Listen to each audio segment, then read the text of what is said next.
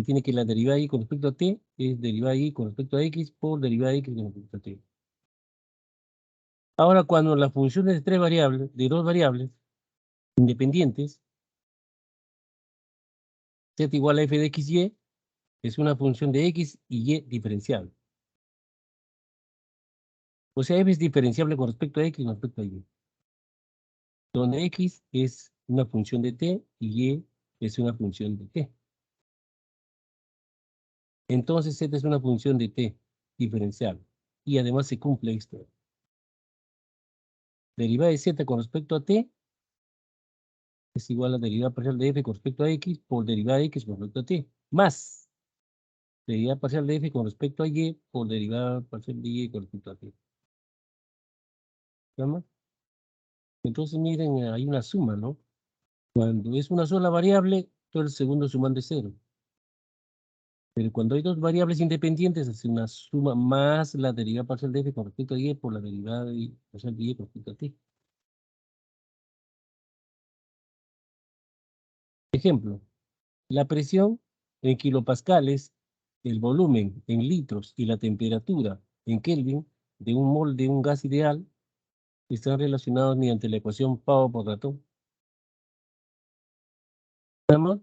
Presión por volumen es igual al número de moles de RT.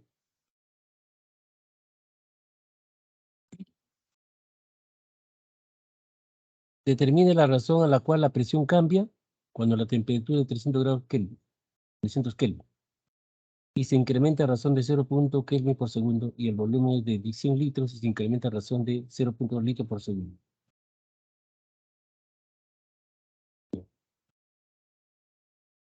Séate el tiempo que transcurre en segundos. Entonces, en instante dado, temperatura 300 Kelvin, derivada de temperatura de T es 0.1. En instante dado, 300 Kelvin, volumen 100. Derivada de volumen de tiempo es 0.2. Puesto que la relación, ¿no? La dependencia de la presión con la temperatura y el volumen, este dato, entonces se ve que la presión depende de la temperatura y el volumen. Es una función de dos variables. Entonces, la regla de la cadena, pues, es una teoría. Derivada de P con respecto a T va a ser igual a la derivada parcial de P con respecto a T o la derivada parcial de T con respecto al tiempo. Más derivada parcial de P con respecto al volumen, la otra variable, ¿no? Derivada del volumen por el tiempo. Derivando, en la ecuación P igual a 8.31T entre B, tenemos esta ecuación. Segundo miembro. Bien, pero derivada de la temperatura, la razón de cambio de temperatura con respecto al tiempo, ¿no? Es 0.1. Fíjate el problema. Arriba está. Determina la razón a la cual la presión cambia cuando la temperatura es 300 Kelvin y se incrementa a razón de 0.1 Kelvin por segundo.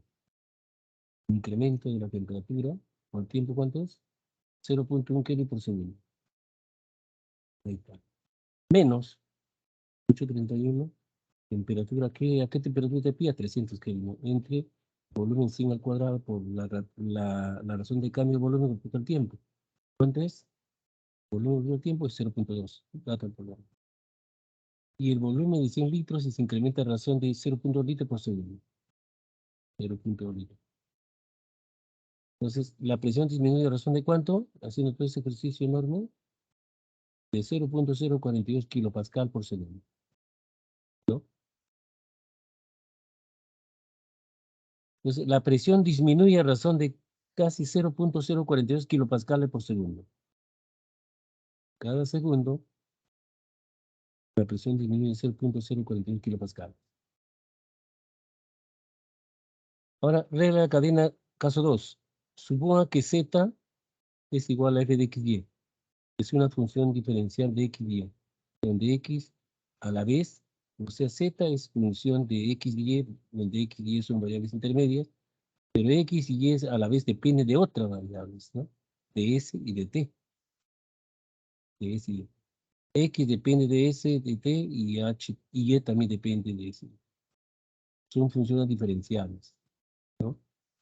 Entonces hay que tener en cuenta, mire, si usted ve ahí abajo, derivada parcial, ¿no? De y con respecto a s, derivada parcial de con respecto a t. Eso significa que t y h deben ser diferenciables. Si no son diferenciables, no se puede utilizar esa forma, ¿no? La diferenciabilidad implica la continuidad, pero lo recíproco no siempre es cierto, ¿no? Eso viene de funciones de R en R. Puede ser diferente, función hay en cada fundamento del cálculo, ¿no? Hay funciones de R en R que son diferenciables en un punto de su dominio, que no son continuas en ese punto, ¿no?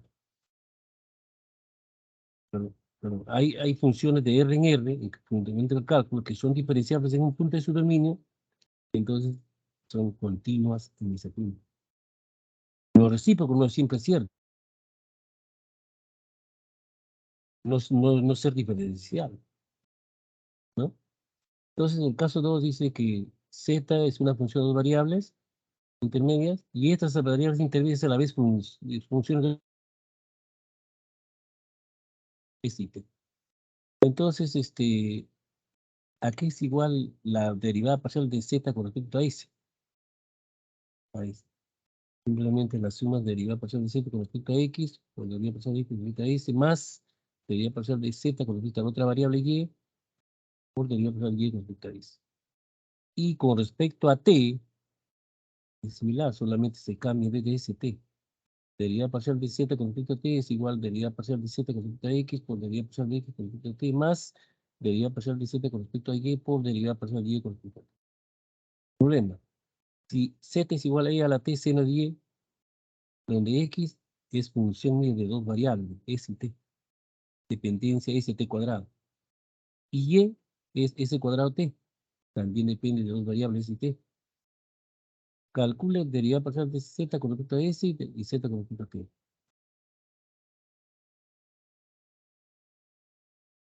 Al aplicar el caso 2, ¿no? La regla cadena, obtenemos. Respecto a s existe estructura, ¿no? Entonces primero hay que derivar a z con respecto a x. Ahí lo tengo la estructura z igual a e a la x seno de y. Lo derivo con respecto a x, ¿no? Tiene, con respecto a x sería, pues, y es constante, ¿no? Entonces sería e a la x seno de y. Ahí lo tienen, mira. Entre paréntesis. ¿Qué más dice? Derivada parcial de x con respecto a s. X tiene la dependencia de s por t cuadrado. Voy a derivar a x con respecto a s. Entonces t es constante. Sería t cuadrado, ¿no? Ahí lo tienen. T cuadrado. Más, así se dice la fórmula, más. Eh, derivada parcial de z con respecto a y. Voy arriba a la regla de corresponde z igual a e a la x seno y. Derivo a z con respecto a y. Entonces x es constante. Entonces sería coseno y e a la x. E a la x coseno y. Ahí lo tienen. Está tapando ahí reunión general. Ahí está. Por derivada parcial de y con respecto a s. Derivada parcial de y con respecto a s, pero y depende de la estructura s cuadrado por t. Voy a derivar a y con respecto a s. Entonces t constante. Simplemente 2st. Ahí lo tiene. Entonces arreglándolo bonito, t cuadrado e a la st cuadrado seno de s cuadrado por t más 2st e a la st cuadrado coseno de s cuadrado por t. Ya está. Ahora me piden la derivada parcial, dado z igual a e a la x seno y, donde x depende de dos variables t cuadrado y también depende de s cuadrado t, de dos variables y t, ¿no? De la manera s cuadrado por t, calcule derivada parcial de z con respecto a t. Entonces aplico el tiempo. Derivada parcial de z con respecto a t, ¿a qué es igual? Derivada parcial de z con respecto a x primero, la variable intermedia, o derivada parcial de x con respecto a t, porque x depende de t, ¿no es cierto? Más derivada parcial de z con respecto a la otra variable intermedia y, por derivada parcial de y con respecto a t, porque y depende de s cuadrado por t, ¿no? Depende de las variables. Entonces, primero, derivada parcial de z con respecto a x. Voy a la estructura z igual e a la x seno y. Voy a derivar con respecto, ¿no? Derivada parcial de z con respecto a t es igual. Primero voy a derivar de derivada de z con respecto a x. Primero sumando. Derivada parcial de z con respecto a x. Entonces y es constante. Entonces sería seno y a la x. Ahí lo entiendo. Por derivada parcial de x con respecto a t. Ahora x depende de ese t cuadrado. Voy a derivarlo con respecto a t. Entonces es constante. Sería 2st. Ahí. Más derivada parcial de z con respecto a la otra variable intermedia y. De z con respecto a y ahora. Me voy z igual a e a la x por seno y. Voy a derivar la z con respecto a y. Entonces x constante. Entonces sería e a la x coseno de y. E a la x coseno de y. Por la derivada parcial de y con respecto a t. Y depende de qué manera de t. Y igual a s cuadrado por t. Entonces voy a derivarlo con respecto a t, a y. Entonces es constante. Simplemente me queda s cuadrado. Entonces arreglándolo bonito, derivada parcial de z con respecto a t es igual a 2st e a la st cuadrado seno de s cuadrado por t más s cuadrado e a la st cuadrado por coseno de st cuadrado, s cuadrado por t. Ahí tienen la derivada, ¿no? Es el caso 2, un ejemplo, el caso 2, donde z es igual a e a la x seno y a la vez x de dos variables, es simple, ¿no?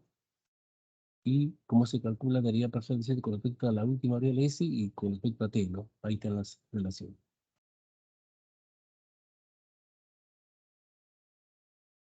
Bien. Entonces, el caso 2 de la regla de la cadena contiene tres tipos de variables. S y T son variables independientes, X y Y se llaman variables intermedias, y Z es la variable dependiente. Considera que el D tiene un término para cada variable intermedia. Un término para cada variable intermedia. O sea, se refiere a esto. Un término para cada variable intermedia. ¿Ya? Y cada uno de estos términos es similar a la regla de la cadena unidimensional, ¿no? Para recordar la regla de la cadena es útil dibujar el diagrama de árbol de la figura. Dibujamos ramas desde la variable dependiente a las variables intermedias de x y y, de ramas de x y y a las variables independientes y t. En cada rama escriba la derivada parcial correspondiente para determinar derivada de z con respecto a s. Calcule el producto de las derivadas parciales en cada trayectoria desde z hasta s y luego sume los productos. Ahí está, ahí está el árbol a la izquierda y lógica matemática. Derivada de z con respecto a s.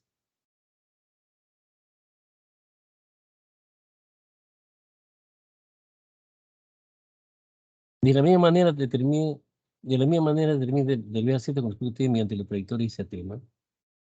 Y ahí se derivada de z con respecto a t es derivada de z con respecto a x, derivada parcial de x por derivada de t, más derivada parcial de z con respecto a y por derivada parcial de y con respecto a t.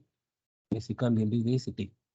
Entonces, de la misma manera determina derivada parcial de z con respecto a t, mediante las trayectorias de s a t. Suponga que u es una función diferenciable de las mismas variables, x1, x2, xn, y cada x sub j es una función diferenciable, ¿no? De m variables, t1, t2, t sub n. Entonces, u es una función de t sub 1, t2, t sub n. Y la derivada parcial de u con respecto a la y-éstima, ¿no? Variable es igual a esa suma. La generalización para n variables. ¿No? Problema. Expresa la regla de la cadena para el caso donde w es igual a f de x y zt. O sea, es una función de ¿cuántas variables? 1, 2, 3, 4 variables. Mire, ¿no? Y donde x es función de otras dos variables, u y b. Y también de u y b, y z también de u y b, y t también de u y b. O sea, las variables intermedias son x, y, z y t. Y las variables independientes son u y b, u y b, u y b y u y b. Y las variables dependientes de doble. Bien, aplica la regla de la cadena de paso general. Entonces tenemos ahí, ¿cuántas variables intermedias? 1, 2, 3, 4. ¿Cuántas variables independientes? 2, u y b, 2. Bien, entonces, derivada parcial de w con respecto a u va a ser igual a derivada parcial de w con respecto a x, porque w depende de x, ¿no es cierto? Arriba está, mira, arriba, arriba. Primero se deriva w con respecto a x, y después se multiplica por la derivada de x con respecto a u. por derivada de X con respecto a Y, más derivada de W con respecto a Y, por derivada de Y con respecto a U, más derivada parcial de W con respecto a Z, por derivada parcial de Z con respecto a U, más derivada parcial de W con respecto a T, por derivada parcial de T con respecto a U. Este es en el caso cuando hay cuatro variables intermedias, ¿no? 1, 2, 3, 4 términos tiene la derivada parcial de W con respecto a U. Y cuando hay variables independientes, U y B. Cuando hay dependientes, W. Luego, haríamos la derivada parcial de W con respecto a la otra variable independiente, B.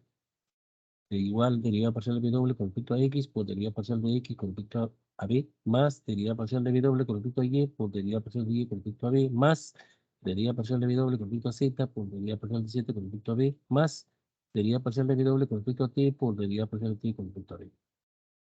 Bien. Ese es un ejemplo aquí.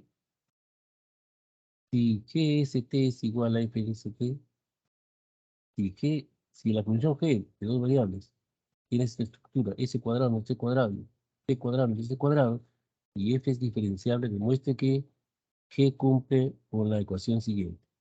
T por derivada parcial de G con respecto a S más S derivada parcial de G con respecto a T es igual a 0. Bien, entonces hay que ser feliz esta ecuación diferencial, ¿no?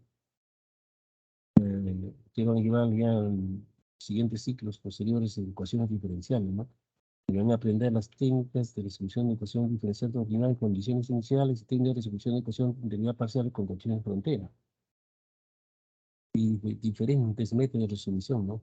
Ecuaciones diferenciales. Bien, según la estructura del problema. ¿Qué dice acá? ¿No? G depende de si T, finalmente. Pero y es igual a F, donde X es S cuadrado menos T cuadrado, y Y es T cuadrado menos S cuadrado. Entonces, G de S de T va a ser igual a va a pasar de G respecto a S, aquí es igual a derivada parcial de F con respecto a X por derivada parcial de X con respecto a S. ¿Cuántas variables independientes hay? Dos, pues. Entonces debe haber dos sumandos de derivada parcial. S y T, variables independientes, hay dos sumandos, ¿no? Para la derivada parcial de G con respecto a S. Análogamente, para la derivada parcial de G con respecto a T hay dos sumandos, porque hay dos variables independientes, S y T. Bien. Entonces, derivada parcial de G con respecto a S va a ser derivada parcial de F con respecto a X por la derivada parcial de X con respecto a S, porque X depende de S. ¿De qué manera? S cuadrado menos T cuadrado. Más derivada parcial de F con respecto a Y por derivada parcial de Y con respecto a S, ¿no? F depende de Y depende de S. Y igual T cuadrado menos S cuadrado. Entonces, derivada parcial de F con respecto a X, lo dejo ahí. Derivada parcial de X con respecto a X, ahí se lo puede hallar, sí. 2S, T constante, 2S. Más derivada parcial de F con respecto a Y, lo dejo ahí. Pero derivada parcial de Y con respecto a S, tengo que saber cómo depende Y de S, de T. Y es igual a T cuadrado menos S cuadrado. Entonces, derivada de Y con respecto a S es menos 2S. Ahí está. Es constante, ¿no? Cuando derivo con respecto a S. Y derivada de G con respecto a la variable T es igual a derivada parcial de F con respecto a X por derivada parcial de X con respecto a T. Derivada parcial de Y con respecto a T. Derivada parcial de X con respecto a T, S constante me sale menos 2T. Más derivada parcial de Y con respecto a T. Derivada de Y con respecto a T, S constante, 2T. Entonces, tengo esta relación.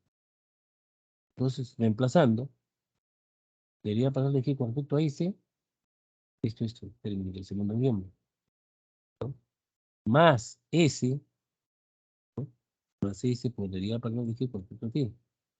Eso es de acá, segundo sumando, ¿no? Entonces, reemplazando, vamos a ver, ¿se nos hace feliz o no? A ver, lo que tiene que cumplirse es que T por derivada parcial de G con respecto a S más S por derivada parcial de G con respecto a T debe ser 0. Vamos a ver. Ahí, aquí tengo 2ST derivada de con respecto a X, segundo sumando, menos 2ST se cancelan. Menos 2st derivada parcial de f con respecto a y, el segundo sumando más 2st derivada de 0. Se cumple, ¿no? Se cumple, se cumple.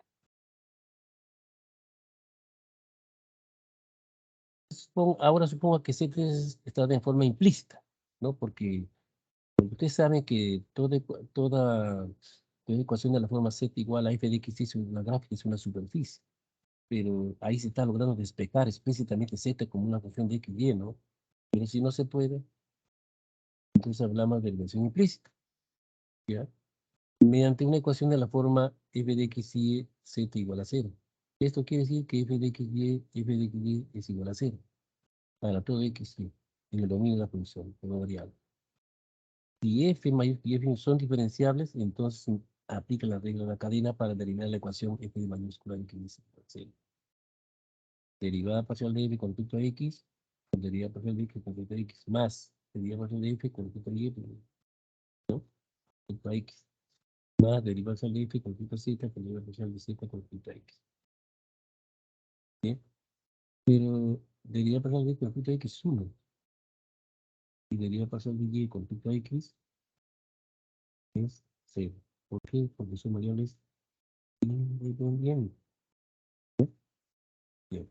De este modo, esta ecuación se transforma en derivada parcial de f con respecto a x más derivada parcial de f con respecto a z por derivada parcial de z con respecto a x igual a 0. Derivada parcial de f con respecto a es diferente de 0. Se está suponiendo que derivada parcial de f con respecto a z es diferente de 0 para dividirlo. Entonces voy a despejar derivada parcial de z con respecto a x. Y obtenemos la siguiente.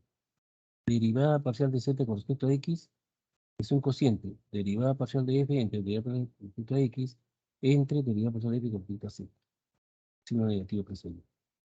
Y la derivada parcial de z con respecto a y es el negativo de un cociente. Derivada parcial de f con respecto a y entre la derivada parcial de f con respecto a z. Estas son las expresiones para obtener la derivada parcial de z con respecto a x y para expresiones implícitas, para ecuaciones que dependen de variables. Una vez más, una versión teorema de función implícita y con la condición en las cuales la solución es válida, ¿no? Y es definida de igual a 0, f, f sub x, que es la derivada parcial de con respecto a x, ¿no? En el punto ABC es diferente a 0, ¿no? Derivada parcial con respecto a x, derivada parcial con respecto a y, son continuas. Dentro de la esfera. Entonces la ecuación f de x y z igual a 0 define a z como una función de x y cerca del punto ABC. Y esta función es diferenciable y su derivada parcial se la define de acuerdo a 1, ¿no? Esto es para derivación implícita. Pero no se puede explicar z como una función explícitamente como función de f de x. Bien. A ver, problema. Determine derivada parcial de z con respecto a x y derivada parcial con respecto a y si x al cubo más y cubo más z cubo más 6x y z igual a 1. Estamos. Aplicación de derivación implícita. Bien. Entonces, f de x y z, ¿quién es? X al cubo más y cubo más z cubo más 6x menos 1 igual a 0. No se olvide que el f de x y es igual a 0. F mayúsculo de x y z igual a 0. Entonces, yo tengo el problema que x al cubo más y cubo más z cubo más 6x y z igual a 1. Para formar mi f mayúscula que depende de x y z igual a 0, tengo que el más 1, el segundo sumando, pase a menos 1 primer miembro, y es igual a 0. Y ahí tendría mi f de x y z. ¿Sí? Pues de acuerdo con las ecuaciones, ¿no? De aquí, estas, de 1, entonces, tengo, pues, ¿no? Derivada parcial de z con respecto a x, ¿no? Aquí va a ser igual a un cociente, al negativo de un cociente. El numerador derivada parcial de f con respecto a x. Con respecto a x. Voy a derivar a f con respecto a x. Pues y z constantes. ¿Sí o no?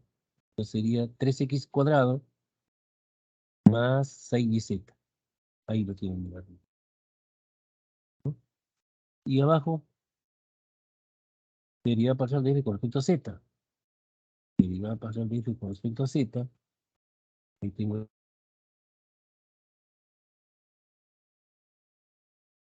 Derivo f con respecto a z, ¿no? Sería ver y x y constantes. 3z cuadrado más 6xy, ¿no? 3z cuadrado más 6x. Simplificando nos queda menos x al cuadrado más 2yz entre z cuadrado más 2x. ¿Sí? Ahora la derivada parcial de z con respecto a y. Derivada parcial de z respecto a y. Es el negativo de un cociente. Derivada de f con respecto a y entre derivada parcial de f con respecto a z. Primero derivada de f con respecto a y. Derivada de f mayúscula con respecto a y. X y z constantes sería 3y cuadrado, ¿no? 3y cuadrado más 6xz. Ahí lo tiene aquí. 3y cuadrado más 6xz. Entre derivada de parcial de f con respecto a z. Derivada parcial de f con respecto a z. Sería, cuando dice 3z cuadrado más 6xy. Más 6xy.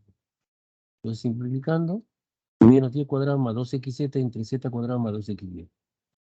¿Vemos? Ya está. Es en general, cualquier punto, ¿no? X y Z. Bueno, diferenciabilidad y diferencial total de funciones de varias variables. Funciones reales de varias variables. A propósito, a las funciones reales de varias variables, también se le llaman modernamente funciones de campos escalares. Funciones de campos escalares. ¿Ya? Por ejemplo, ¿por qué? Por ejemplo, la Tierra, debido a su masa, genera en su entorno un campo de gravedad, ¿no? Pero en este caso es un campo un campo vectorial. Y aquí estamos hablando de campos escalares, ¿no? O sea, el campo de gravedad y así como el campo eléctrico, alrededor de un objeto cargado este, esférico o cualquier otra forma, se genera un campo vectorial llamado campo eléctrico. Y si esas cargas se están moviendo, entonces genera en su entorno un campo magnético, que son campos vectoriales. Y la masa debido a su gravedad también genera un campo de gravedad, es un campo vectorial. Entonces, esos ejemplos corresponden a funciones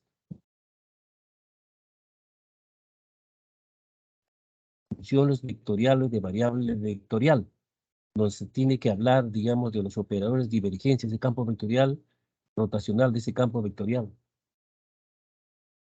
Pero lo que estamos viendo ahorita es funciones reales de varias variables, llamadas también mundialmente como campos escalares. Y un campo escalar está definido por una función escalar. Por ejemplo, la temperatura de un ambiente. La temperatura es es una función escalar que depende, por ejemplo, en un punto de la habitación X y Z. Y la agregamos, ¿no? En un instante T, entonces depende de 4 variables. La temperatura depende de X, Y, Z y en un instante T. En otro punto, ¿no? La temperatura es X1, X2, X3, T2. Y en otro punto, P3, la temperatura depende eh, de X3, Y3, Z3, instante T3. En otro punto, ¿no? La temperatura depende de X4, Y4, Z4, instante 4. Estamos. Entonces, un campo escalar prácticamente es una función de varias variables. ¿Ya? Entonces, lo que estamos estudiando es funciones reales de varias variables, o llamadas también mundialmente como funciones de estudio de campos escalares. Y a los campos escalares se le puede asociar el operador gradiente, ¿ya? Gradiente de un campo escalar. Eso lo vamos a ver más después. Bien, entonces se definirá la diferenciabilidad de funciones de más de una variable por medio de una ecuación que involucre el incremento de una función. A fin de motivar esta definición, primero se obtiene una representación del incremento de una función de una variable que es semejante al presentado en la ley, ¿no? Recuerde que, por ejemplo, ¿no? Una función diferenciable de x, ¿se acuerdan? Fundamento de cálculos, y igual a f de x. Función de r en r. Entonces, ¿qué cosa era f' de x? El límite delta de y entre delta de x cuando delta de x tiende a cero. ¿De acuerdo o no? La derivada de una función se define así, donde delta de x son los incrementos de x y delta de y no era más que la función en un punto posterior menos la función en un punto anterior. ¿Estamos?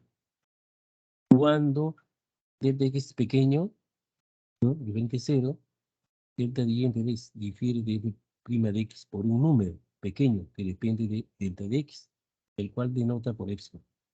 Así epsilon es igual derivada, epsilon es igual a incremento de y entre incremento de x menos f' de x. Y delta de x diferente a cero. Esto lo han visto en el fundamento del cálculo, donde f es una función de delta de x. De esta ecuación se obtiene que delta de y es igual a f' de x, delta de x más epsilon por delta de x. Donde epsilon es una función de delta de x y epsilon tiende a cero conforme delta de x tiende a cero. De lo anterior se deduce que si la función f es diferenciable en x0 de su dominio, entonces el incremento de f en x0 denotado por delta de f x0 está determinado por la siguiente relación, donde el límite de epsilon cuando delta de x tiende a cero es igual a cero. Eso es para el caso de funciones de R en R, el incremento, ¿no? De la función. En el caso de funciones de dos o más variables, se utiliza una ecuación semejante a la anterior a fin de definir la diferenciabilidad de una función y de la definición se establecen criterios con el propósito de determinar la diferenciabilidad de una función en un punto. A continuación se presentan los detalles para una función de dos variables y se inicia con la definición del incremento de una función de este tipo, una función de dos variables, ¿no? Incremento de una función de dos variables, ¿no? Si f es una función de las variables x y y, entonces el incremento de f en el punto x0 y y0 de su dominio, denotada por delta de f de x0 y y0, está por la siguiente expresión. El incremento de f en el punto x0 y y0 es igual al incremento de un punto posterior menos la función en un punto anterior.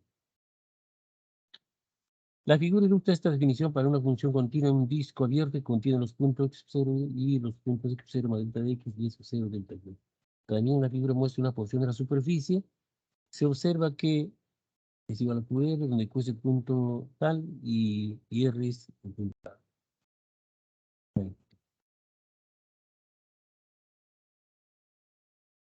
este es el punto P sub 0, P sub 0, y en el centro, X0 y 0, 0. De tal manera que arriba en la gráfica de la superficie tenemos el punto X0 y Y0, Z sub 0, ¿no? Pero la proyección en el plano XY es X0 y Y0, 0. ¿No? Y más allá un punto Q, X0 más delta de X más Y sub 0 más delta Y, 0. Y el punto en la superficie sería 0, ¿no? Entonces, a ver, dada la función definida por 3x menos xy cuadrado, calcular el incremento de f en cualquier punto x0 y y0. Tengo una función de dos variables, calcula el incremento de f en cualquier incremento de f en el punto x0 y y0 es igual a f de x0 más delta de x, y es 0 más delta de y menos f de x0 y es 0. La definición. Luego, evalúo, ¿no es cierto? ¿Quién es f de x0 más delta de x y y sub 0 más delta de y? Tengo que evaluar arriba. 3 veces x0 más delta de x menos x0 menos la función en el punto x0 y y0. Sería 3x0, abran paréntesis, 3x0 menos x0 y x0 al cuadrado. Cierra paréntesis. Entonces tienen un enorme esfuerzo ahí, desarrollando el binomio, simplificando, digamos esto, ¿no? El incremento de la función al punto x0 y y0 es 3 delta de x menos y sub 0 al cuadrado delta de x menos 2x0 y sub 0 delta y menos 2y sub 0 delta de x delta y menos x sub 0 por delta y al cuadrado menos delta de x por delta y al cuadrado. Definición de una función diferencial de dos variables. Si f es una función de las variables x y el incremento de f en el punto x sub 0 y sub 0 en su dominio puede escribirse como la siguiente expresión. Similar a diferencial de función de R en R. Solo que ahora aparecen dos variables independientes, ¿no? El incremento de f en el punto x y sub 0 va a ser igual a la derivada, ¿no? Con respecto a x en el punto x y 0 por delta de x, más la derivada parcial de f con respecto, en el punto x y 0 con respecto a la variable y, más epsilon sub 1 por delta de x, más epsilon 2 delta y. Hay dos variables ahora, x y y. Donde epsilon 1 y epsilon 2 son subfunciones delta de x y delta y. En cambio, en función de R en R, epsilon dependía de quién, de delta de x. Pero ahora, como hay dos variables independientes de x y y, la función z igual a f de x y, entonces epsilon sub 1 va a depender delta de x, delta de y. Epsilon sub 2 también va a depender delta de x, delta de y. Bien. Entonces son funciones de delta de x y delta de y. Tales que epsilon 1 tiende a 0 y epsilon 2 tiende a 0, conforme delta de x, delta de y tenga 0, 0. Entonces dice que f es diferenciable en el punto x0 y y0. La expresión formada por los dos primeros términos del miembro derecho de esta ecuación se denomina parte principal de delta de f x0 y y0 o diferencial total de f en el punto. Los dos primeros términos, aquí, arriba.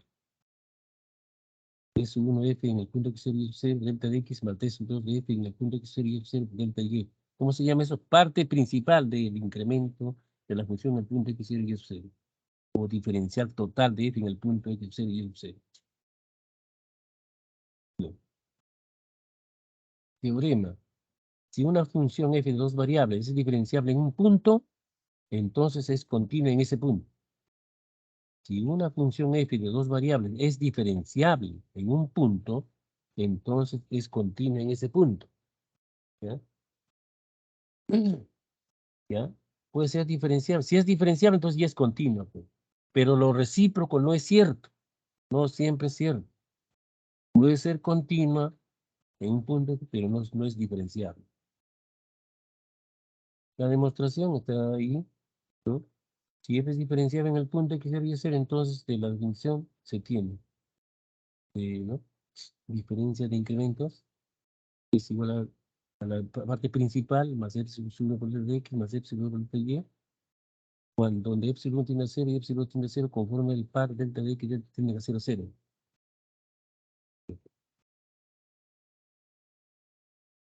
Bien, se cumple también con la continuidad, ¿no? Y ya tú sabes, ¿no? Por diferentes curvas se llega, se aproxima al punto con el cual el punto específico determina la función de dos variables, entonces el límite es la misma, ¿no? Y además debe cumplirse de que ese límite debe ser igual al valor de la función en ese punto, para que sea continua, ¿no? Bien. Que para una función de una variable, ¿no?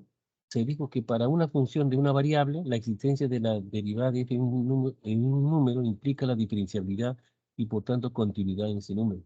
Sin embargo, como lo muestran los ejemplos siguientes, para una función de dos variables, la existencia de las derivadas parciales en un punto no implica la diferenciabilidad en ese ejemplo.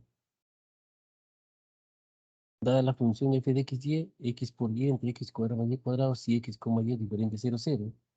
Y la regla de correspondencia de x y es 0, si x, y tiende a 0 es igual a 0, 0. Demuestre que la derivada parcial de f con respecto a x en el punto 0, 0 y la derivada parcial de f con respecto a y en el punto 0, 0 existen. Y que sin embargo f no es diferenciable en 0, 0. A ver. Derivada parcial de f con respecto a es el límite, ¿no? De x, 0 menos f de 0, 0 entre x menos 0 cuando x tiende a 0. Y la derivada parcial de f con respecto a y en el punto 0, 0 se ha definido al límite de f de 0 y menos f de 0, 0 entre y menos 0 cuando y tiende a 0. Evaluando en la regla, según la regla de correspondencia arriba, tenemos límite 0 menos 0, ¿no? ¿Por qué? Porque f de x0 va a dar resultar f de x0, la regla de correspondencia es x por 0 entre x al cuadrado más 0 al cuadrado, cuando x, y es diferente a 0, 0, ¿no? Porque en esa tendencia x tiende a 0 no significa que x es igual a 0, ¿no? Entonces tenemos ahí 0 menos 0 entre x, límite 0 cuando x es 0. Y la derivada de f, la derivada parcial de f con respecto a y en el punto 0, 0, el límite de f de 0 y menos f 0, 0 entre y menos 0 cuando y tiende a 0. También evaluando eso según la regla de correspondencia arriba, f de 0 y es 0 por y más 0 al cuadrado más y al cuadrado, ¿no? Menos f de 0, 0 es 0, pues, ¿no? Según la segunda regla de correspondencia, 0 menos 0 entre y, cuando y tiende a 0, 0, bien. Entonces, ¿qué decimos? La existen, ¿no? Existe y es igual a 0. Y sin embargo, este no es diferenciable en 0, 0. A ver,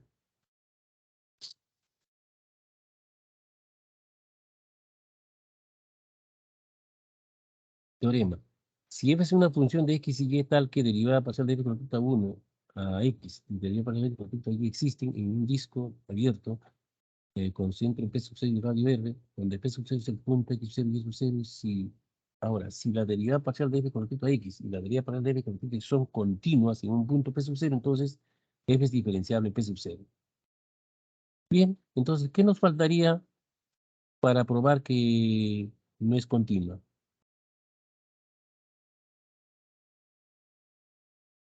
Acá, mire, dice, la existencia de derivadas parciales en un punto no implica la diferenciabilidad en ese punto. Para que sea diferenciable tiene que ser continua también. Y es, o sea, si es diferenciable, a ver,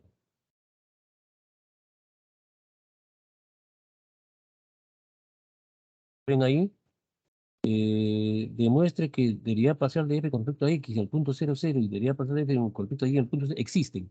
Y que sin embargo, o sea, las derivadas parciales existen, ¿ya? Pero sin embargo, f no es diferenciable en 0, 0. ¿Ya?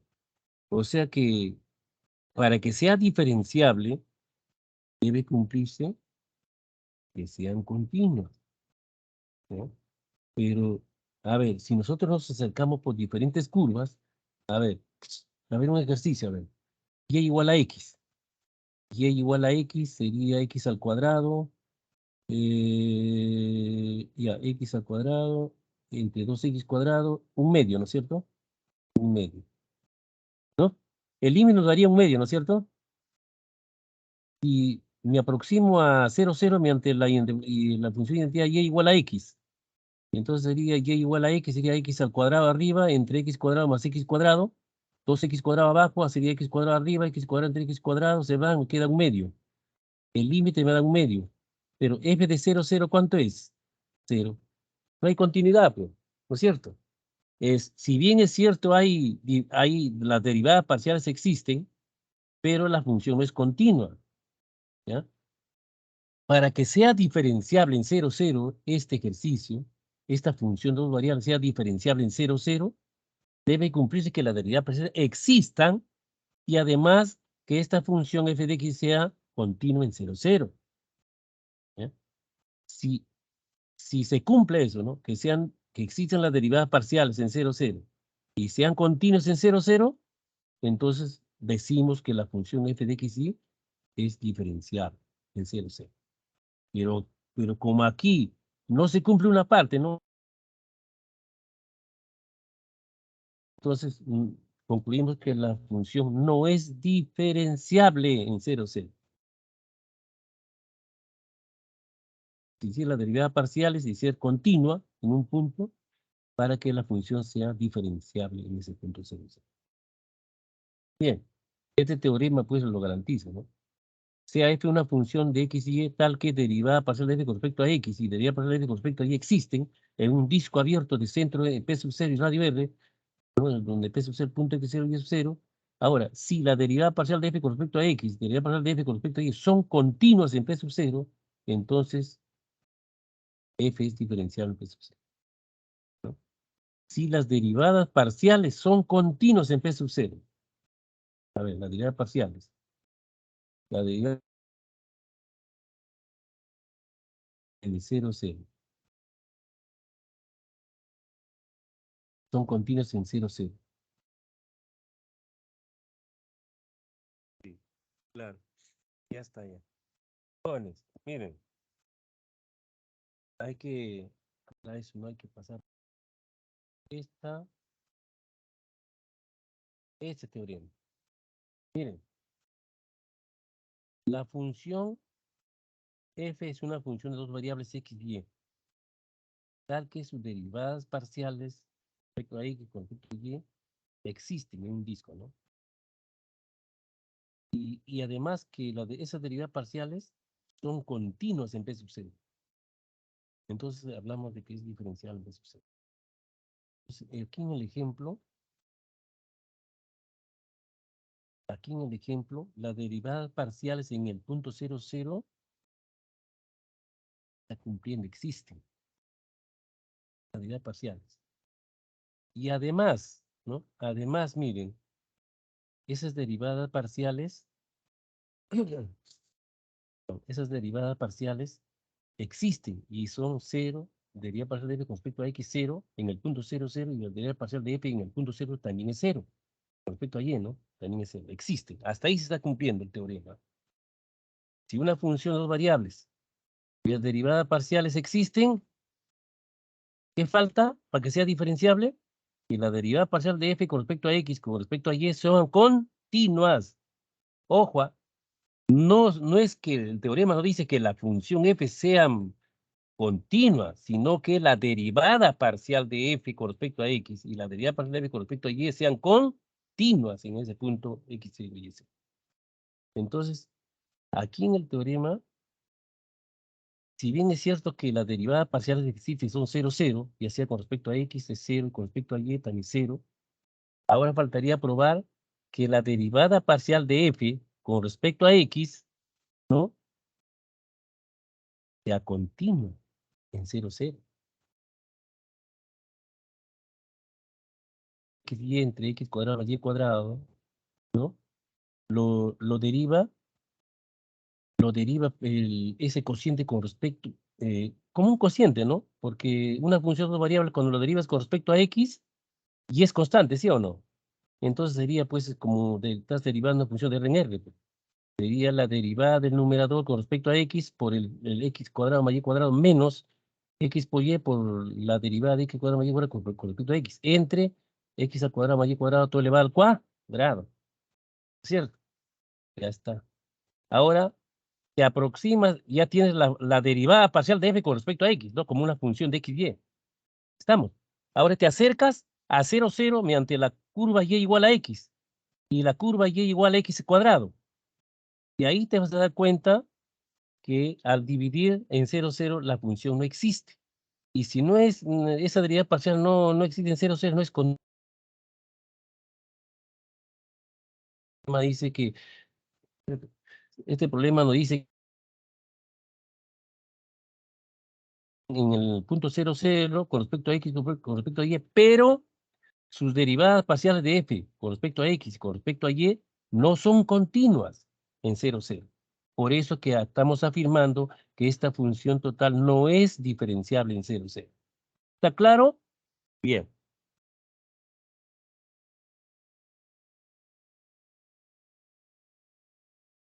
Aló, jóvenes. Aló. Aló. Aló. Sí, profesor. Miren, yo quiero que esto esté bien claro. Miren, jóvenes. Perdón, disculpe, estoy gripado. Pero ahí aún así tengo que estar con ustedes.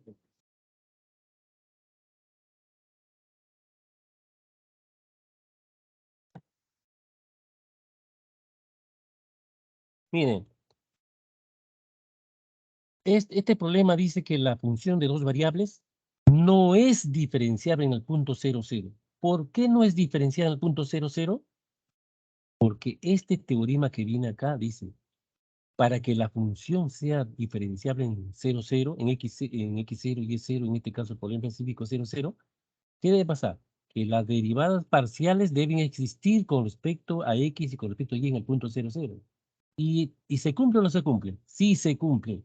La derivada parcial de f con respecto a x en 0, 0 es 0. La derivada parcial de f con respecto a y en el punto 0, 0 también es 0. Entonces existen. ¿Qué más te falta? Ahí según el teorema. que las derivadas parciales de f con respecto a x y con respecto a y son continuas en 0, 0. Entonces, para probar eso, tenemos que derivar esto. Ese f de x, y, tenemos que derivarlo con respecto a x y también tenemos que derivarlo con respecto a y. ¿Ya? A ver, si no, ¿no? Una vez que lo hemos evaluado con respecto a x, lo evaluamos en 0, 0. Y al evaluar en 0, 0 va a volar, es entre 0 e infinito, no se cumple, ¿no? La segunda condición, la primera condición de continuidad. Si tú lo derivas, derivada parcial de f con respecto a x, sería pues derivada parcial con respecto a x del numerador, x por x cuadrado más y cuadrado, menos x cuadrado por y, por la derivada parcial con respecto a x de quién, de x cuadrado más y cuadrado, entre x cuadrado más y cuadrado, todo al cuadrado, ¿es cierto? Ahora, si tú lo evalúas eso, simplificando en 0, 0, va a volar, pues, porque no hay división por 0. Entonces ya no se está cumpliendo que la función en 0, 0 existe, ¿no? Para que sea continuo. Me estoy hablando con respecto a la derivada parcial de f con respecto a x, pues, ¿no? La derivada parcial de f con respecto a x en el punto 0, 0 no está definida, porque va a volar 1 sobre un número 0 finito, ¿no es cierto? No es un número real. Entonces ya no se cumple, ¿no? La primera condición de continuidad de una función de variables. Si no se cumple, no es continua. Y si no es continua, a pesar, digamos, de que las derivadas parciales existan, ¿no? Afirma que la función f no es diferenciable en el punto 0, 0. Muy bien. Entonces, teorema, ojo, con el teorema.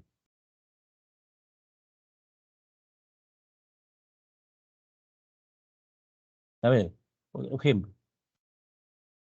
Utiliza el teorema anterior para demostrar que la función definida por x por y a la y menos y el logaritmo de x es diferenciable en su dominio. A ver. El dominio de f es el conjunto de todos los puntos de R2 para los cuales x es mayor que 0, ¿no? Por la definición del logaritmo, ¿no es cierto?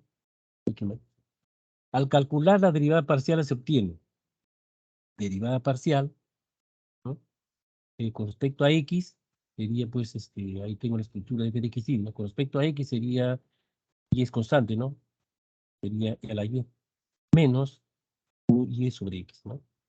Sería pues derivada es fácil, ¿no? Ahora la derivada parcial con respecto a y, x constante, pues x por y a la y, menos como X es, digamos, con respecto a Y,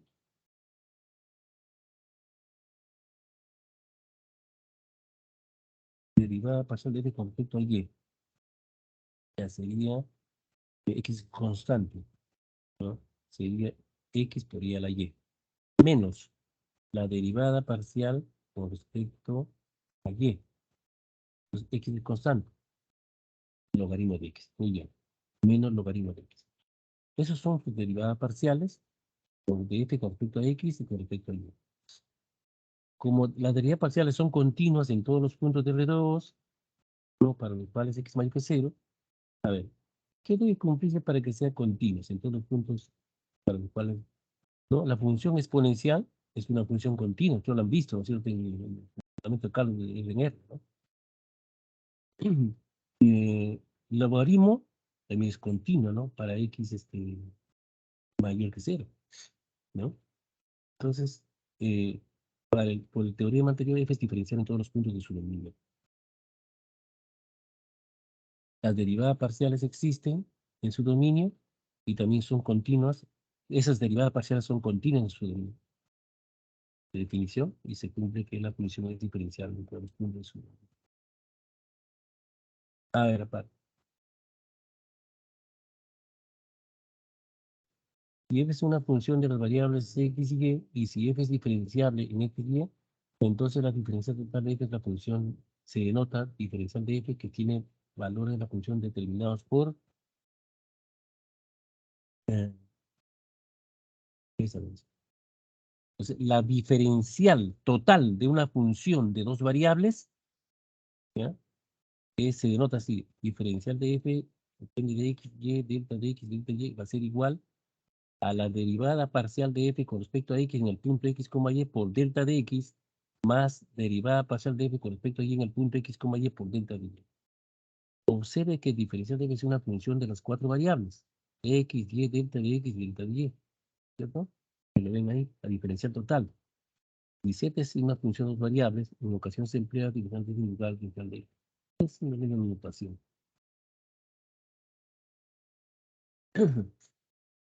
Bien, entonces vamos a aplicar un ejemplo, a ver. Bien, aquí está.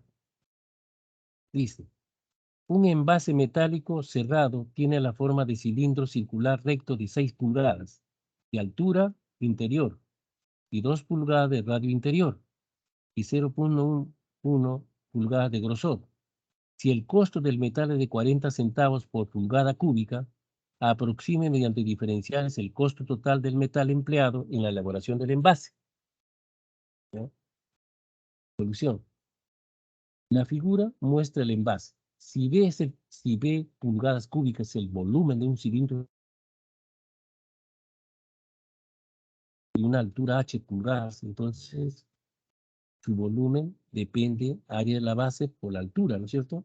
El volumen es área de la base pi r cuadrado por la altura h. Y este volumen es una función de dos variables, r y h, ¿no? El radio y la altura. El volumen exacto del metal empleado en el envase es la diferencial es la diferencia. Ojo, el volumen exacto del metal empleado en el envase es la diferencia entre los volúmenes de los cilindros circulares rectos para los cuales R es 2,1 y H 6,2 y R igual a 2 y H igual a 6. Funciona el volumen exacto del metal. El incremento del volumen proporciona el volumen exacto del metal, pero como únicamente se desea un valor aproximado, se calcula diferencial de B.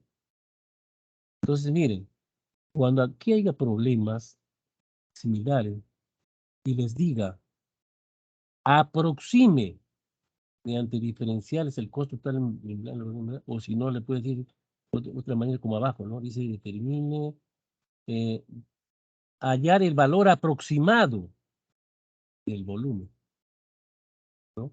Con estas dimensiones. Hallar el valor aproximado, o si no te diga aproxime mediante diferenciales el costo total del metal empleado en la evaluación del envase, entonces tienes que hallar el diferencial total de la función. Entonces, ese diferencial de B, ¿qué es igual? El diferencial total de B es derivada parcial de B con respecto a la primera variable R por un diferencial de R más la derivada parcial del volumen con respecto a la segunda variable independiente por diferencial de H. Entonces, ¿qué estás calculando aquí? El valor aproximado. El valor aproximado en el cálculo del volumen. El valor aproximado. Entonces,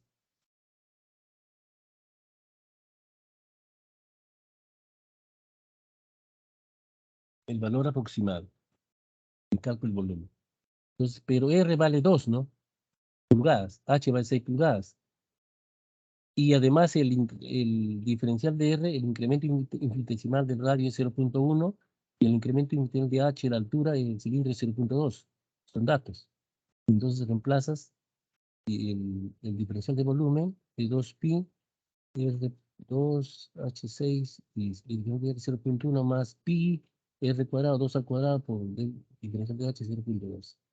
Entonces el valor aproximado es 3,2 pi. De este modo, delta de B es aproximadamente igual a 3,2 pi. Entonces, con esto, o sea, cuando a usted le pidan, determine el valor aproximado, ¿no? Eh,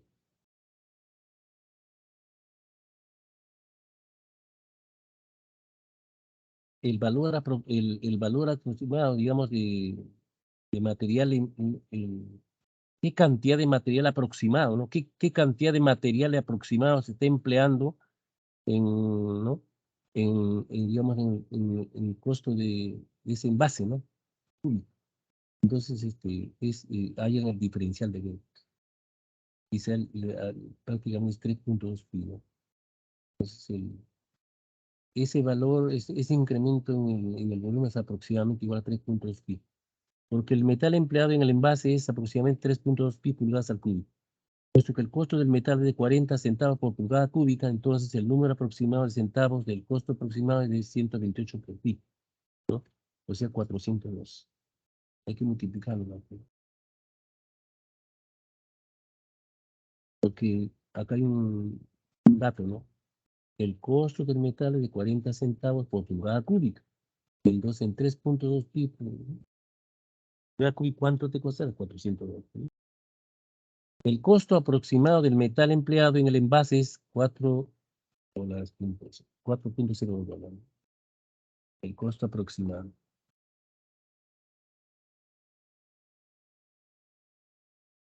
Ahora, acá hay otro ejemplo. Este de acá.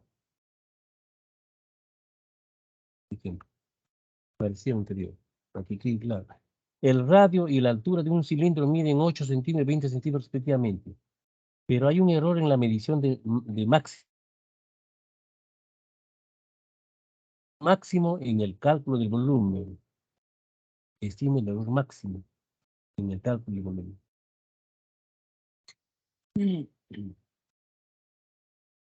El error máximo en el cálculo del volumen. Entonces, cuando le diga estime el error máximo en el cálculo del volumen, ¿ya? Cuando le hablen de error máximo, entonces están también hallando el diferencial del volumen. El error máximo también están calculando el diferencial del volumen. Entonces, el volumen de un cilindro de radio de altura H es pi r cuadrado por H. ¿Cuál es su diferencial? Ese volumen depende de dos variables. Entonces, el diferencial de volumen es derivada parcial de B con respecto a R por un diferencial de R más el diferencial de volumen con respecto a la otra variable por un diferencial de H. Derivando, tiene 2 pi r H, el diferencial de R más pi r cuadrado, diferencial de H. Como cada error es un máximo 0.1, ¿no? Pero hay medición de máximo 0.1 centímetro. ¿Qué quiere decir eso? Que el error máximo en la medición de la altura es 0.1 centímetro. Y el error máximo en la medición del radio también es 0.1. ¿Ya? Entonces, tanto el delta de R como delta de H es 0.1 centímetros. Entonces, reemplazando datos, 2 pi por R, que es 8, por 20, que es ¿no? el, el H, por el error máximo en la determinación del radio es 0.1 más pi AR, que es 8 al cuadrado, por 0.1 el diferencial de H. El error máximo en la determinación de la altura, 0.1. Entonces, multiplicando eso, va a ser 38.4 pi centímetros cúbicos. Es el error máximo en el cálculo del volumen. En el cálculo. Entonces, mire.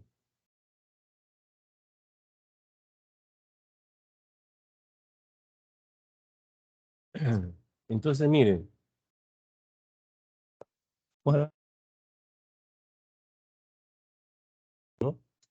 Ustedes saben que el volumen es pi r cuadrado por h, ¿no es cierto? El volumen de un cilindro es pi r cuadrado por h, ¿no? Ahora, el volumen real exacto va a ser igual al volumen medido más menos el error en el volumen. El valor medido, bueno, como depende de R y de H, es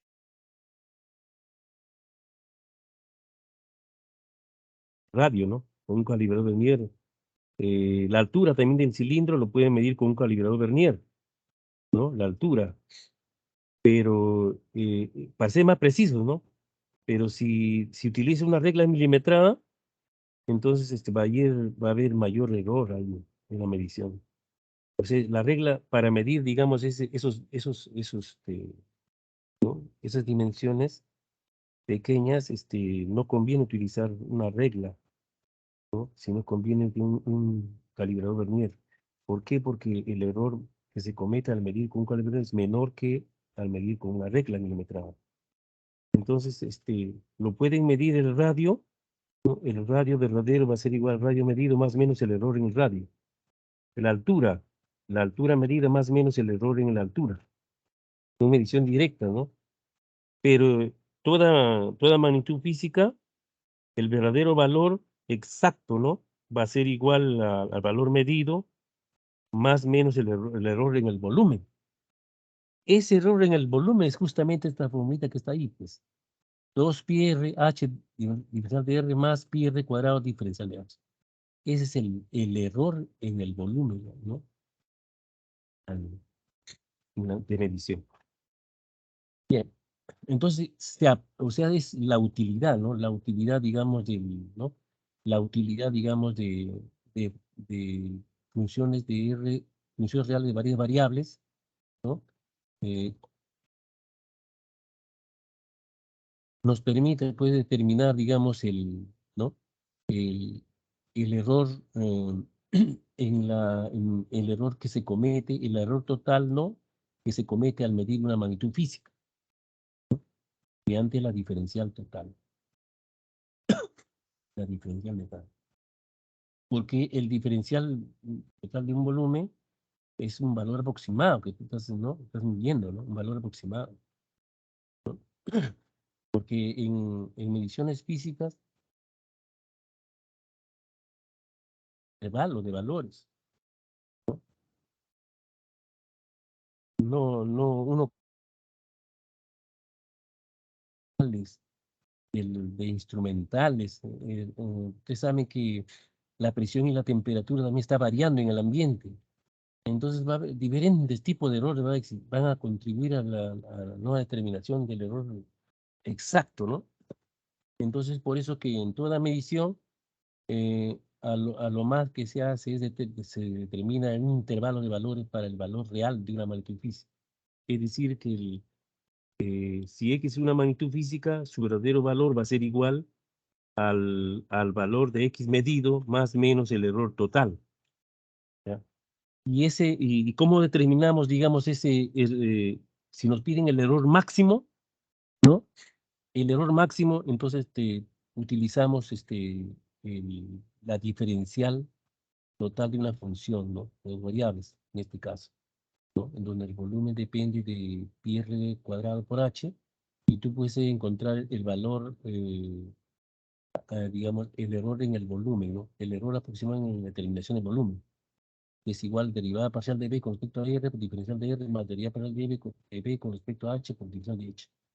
Con los datos que tú tienes, puedes hallar eso, ¿no? Entonces, nuestro volumen, ¿no? Supongamos, ¿no? Que nuestro volumen sería 8. ¿Cuánto es se mide 8 de centímetros de radio, ¿no? Sería pi por 8 al cuadrado por la altura. ¿Cuánto es? 20, ¿no? 20. Más o menos, ¿cuánto nos ha salido? 38.4 pi en centímetros cúbicos, ¿no? Centímetros cúbicos. ¿Se dan cuenta? El verdadero valor de una magnitud física, en este caso volumen, va a ser igual al valor medido, pi por 8 al cuadrado por 20 más menos 38.4 pi en centímetros cúbicos. Entonces, el error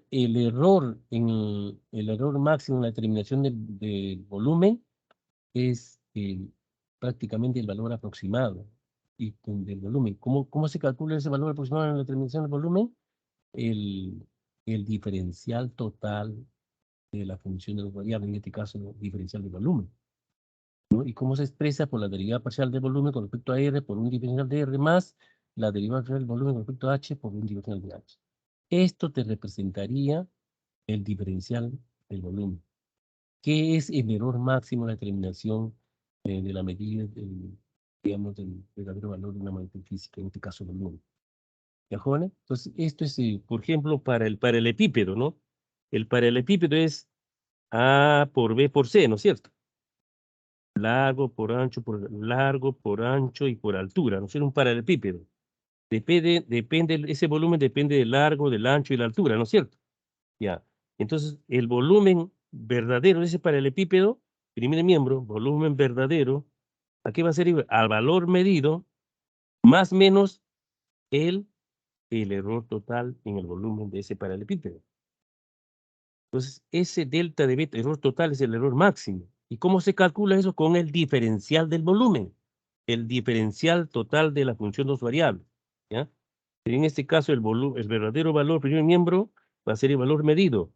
El valor medido es L sombrerito arriba, el ancho sombrerito arriba, H sombrerito arriba. Quiere decir sombrerito arriba, quiere decir valor medido con la regla milimetrada o el calibre del Vernier, que lo mides con cuántos milímetros, cuántos centímetros. Más menos el error en el volumen. El error máximo del volumen, ¿cuál es? El diferencial de volumen, pues. ¿A qué es igual el diferencial de volumen si el volumen de un paralelepípedo depende del largo, ancho, altura? Derivada parcial de volumen con respecto a la longitud por diferencial longitud más derivada parcial de volumen con respecto al ancho por diferencial del ancho más diferencial de volumen con respecto a la altura por diferencial de altura. Entonces, a ver, cómo es L por A por H, ¿no? Derivada del volumen con respecto a la longitud, A por H, por diferencial de L, más diferencial de volumen con respecto al ancho, L por H, por diferencial de A, más diferencial, derivada parcial del volumen con respecto a H, L por A, por del diferencial de H. Ahí lo tienes. Entonces tienes que, ¿cuánto es A? ¿Cuánto es el ancho del paralelepípedo? ¿Cuánto es la altura del paralelepípedo? ¿Cuánto es la longitud del paralelepípedo? Lo reemplazas los datos y se supone que para medir el ancho, le has utilizado un calibrador Vernier, es el ancho medido más menos el error que se comete al medir el ancho. El largo es el largo medido más menos el error que se comete al medir el largo. Y la altura, el verdadero valor de la altura va a ser el valor medido por la regla milimetrada o el calibre Vernier más menos el error que se comete al medir la altura. Entonces tienes ¿no? el diferencial de H, el diferencial de A, el diferencial de L. Entonces se reemplaza y ya tienes ¿no? El intervalo de... Esa es la utilidad, jóvenes, de utilizar el concepto diferencial total de una función de dos variables o tres variables. ¿Ya? ¿A qué es igual? Miren, para una función dos variables, el volumen, pi r cuadrado por h, el diferencial de volumen que representa el error máximo en la terminación, ¿no? Del verdadero valor de un volumen de un cilindro. ¿A qué es igual el error máximo? Derivada parcial de b con respecto a r por diferencial de r más derivada parcial de b con respecto a h por diferencial de h. Y si fuera una función de tres variables, caso del paralelepípedo, ¿cuál es su diferencial de volumen? Derivada parcial de volumen con respecto al ancho por diferencial de ancho más de largo más derivada parcial de volumen con respecto a la altura por diferencial de altura. ¿Estamos, jóvenes? Bien, esa es la utilidad, digamos, del concepto de diferencial, ¿no? Total de una función dos variables o tres variables, como un valor aproximado. Bien. A ver, ¿cómo están en el envío? Me estaban esperando para enviar, dice la práctica calificada. ¿Aló? ¿Aló?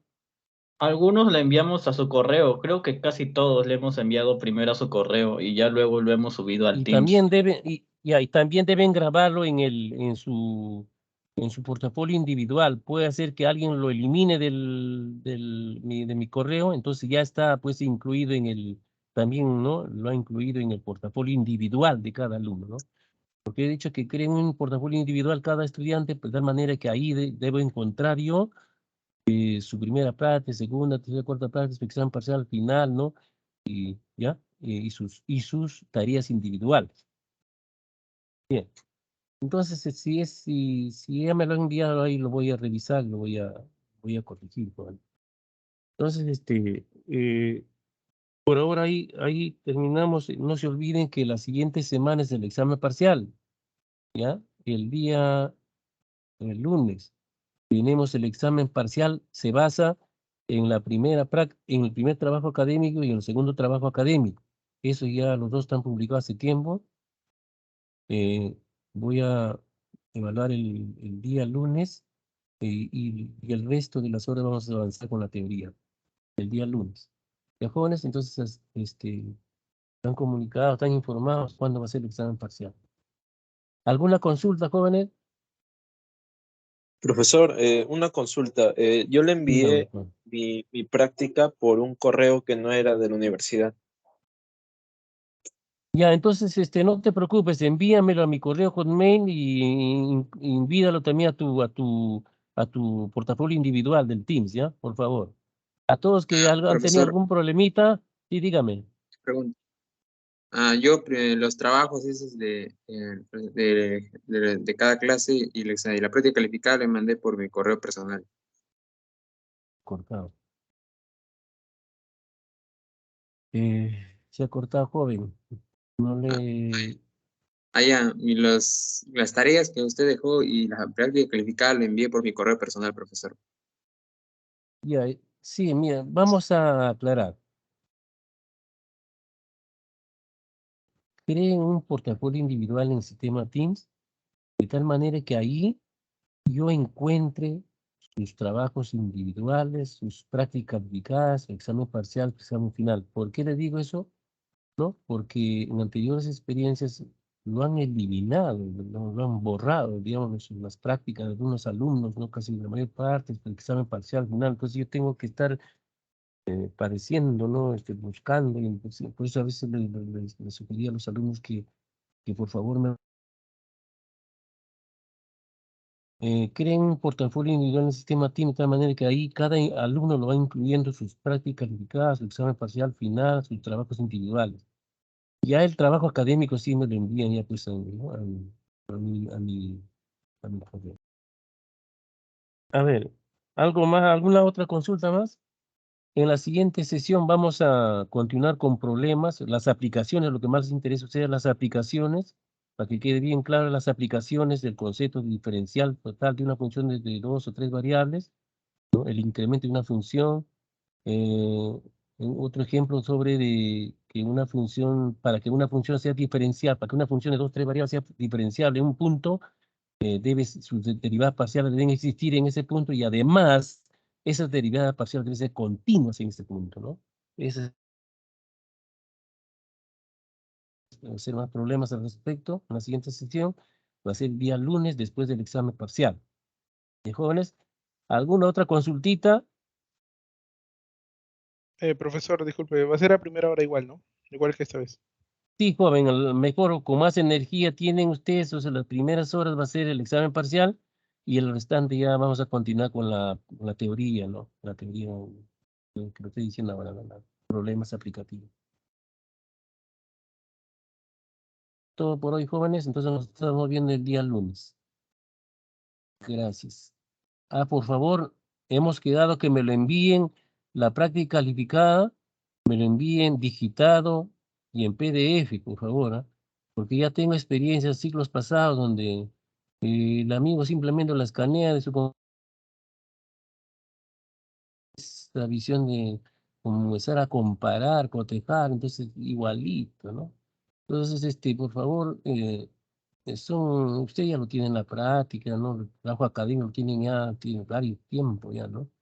Entonces, les tengo para que trabajen en grupo, pero eso sí, ya informa el examen, la práctica es individual, ¿no? Tienen que haber su aporte de cada uno de ustedes. Bien, entonces, por día concluimos ahí, jóvenes. Buenas tardes, nos vemos el lunes. Gracias.